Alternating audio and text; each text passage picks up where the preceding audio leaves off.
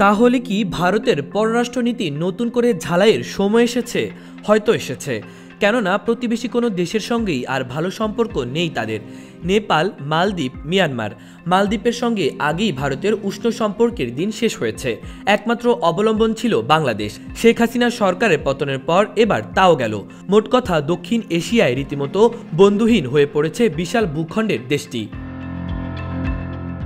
বিশ্লেষকদের মতে শেখ হাসিনাকে আশ্রয় দিয়ে বিপদেই পড়েছে ভারত। সাবেক এই স্বৈরশাসককে ঘিরে ঢাকা দিল্লির তিক্ততা ক্রমেই বাড়ছে। ভারত ইস্যুতে বাংলাদেশ আর আগের মতো ছেড়ে কথা বলছে না। এক্ষেত্রে মোদী সরকারের পররাষ্ট্রনীতির ব্যর্থতা দেখছেন বিশ্লেষকরা।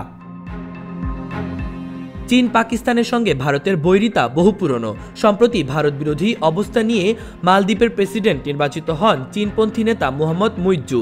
ক্ষমতায় বসার পরই ইন্ডিয়া আউট প্রচার অভিযানে নামেন তিনি।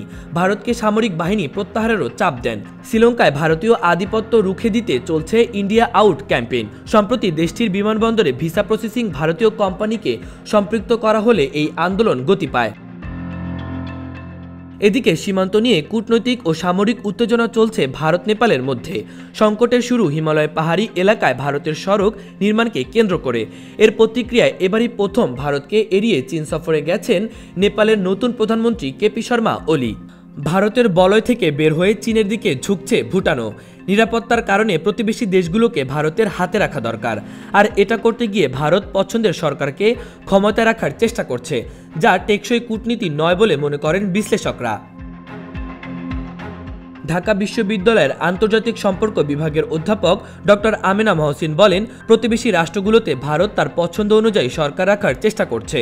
ভারতের স্বার্থ রক্ষা করে চলবে সেরকম সরকার তারা চায়। ফলে একটি বিষয় দেখা যাচ্ছে, ভারত এই অঞ্চলে অনেকটা নিজেকে আইসোলেট করে ফেলেছে। নির্বাচনে হস্তক্ষেপ, বাণিজ্য নিয়ন্ত্রণ, সীমান্তে হত্যা, অভিন্ন নদী একতরফা পানি প্রত্যাহার সহ নানা কৌশলে স্বার্থ আদায়ে তৎপর ভারত, যা বাংলাদেশে জন্ম দিচ্ছে ভারত বিদ্বেষী।